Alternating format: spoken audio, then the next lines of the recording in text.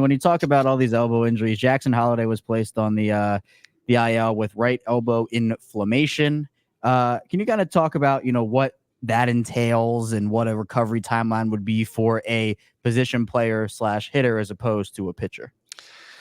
I mean, the diagnosis of elbow inflammation doesn't tell us anything. It's a great way of saying I'm not going to tell you what's wrong with the Jackson Holliday.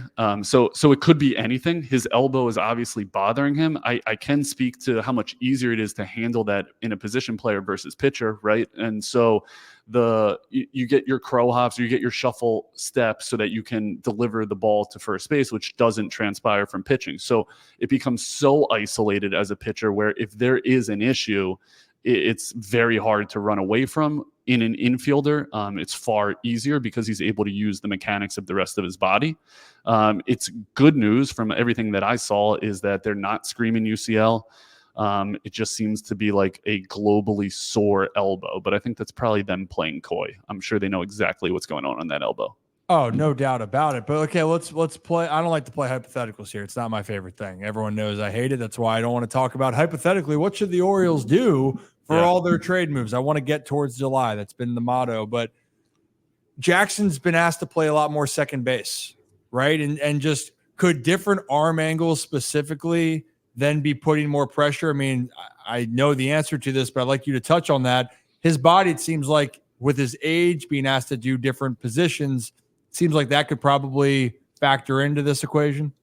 It could be. It could be that he has changed the way he's throwing. Maybe it's more of a flick than like a long looping where he's trying to get so much velocity from shortstop or even from third. So that could be. It could be also the number of reps. Like if he's trying to learn a new position or get comfortable between first and second, he's just taking more reps. That's something else that I think a lot of organizations will take a look at is what is your overall load in your arm? How many reps? And they're counting every single rep. I know in the minors, they're able to wear a sleeve constantly where they can monitor how much load goes through the arm, but it's certainly possible that a change in position by virtue of either form or increase in reps can put more strain on the elbow than he's used to.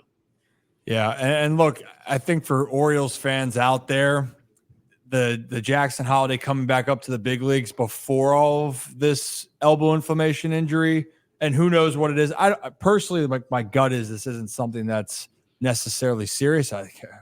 Lord, I hope not, because then our job's going to get a lot more stressful trying to explain this. And you're going to hop right back on when we get the full details. But because of the situation, because of how the Orioles are playing, Jorge Mateo has jumped into the role. He's playing well. You have Connor Norby, at least for the time being, that looks like he's that next in line to get called back up. It doesn't seem like there's going to be a rush for Jackson Holliday, and especially now that he's going to be taking some time on the IL to try to get healthy.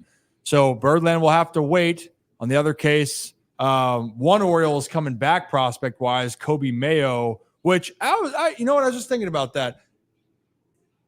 Yoni, do you understand? I know you do, but so Coby, when he fell, did you hear about the injury? He fell down the AAA the stairs. Yep. Actually, it was the same dugout, the same stadium where Gavin flipped over the dugout. Gavin Sheets, friend of the show, friend of the program. Yeah, go Sox. But Coby then had a small fracture, I think, or something in the back part of his ribs.